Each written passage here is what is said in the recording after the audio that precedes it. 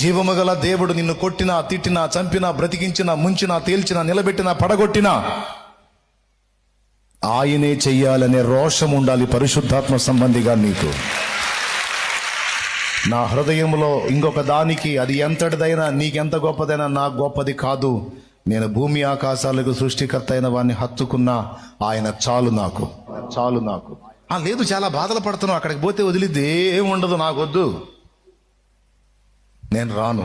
ఈ చేతులతో ఇంకొక దానికి మొక్కేది లేదు, ఇంకొక దానికి సాగిల పడేది లేదు, ఇంకొక దాన్ని విశ్వసించేది లేదు. నా విశ్వాసవోడ యాత్ర కొనసాగుతున్నది, నా విశ్వాసవోడ యాత్ర కొనసాగుతున్నది, కొనసాగించే యేసు నాకు తోడుండగా, కొనసాగించే యేసు నాకు తోడుండగా, తుఫానులైనా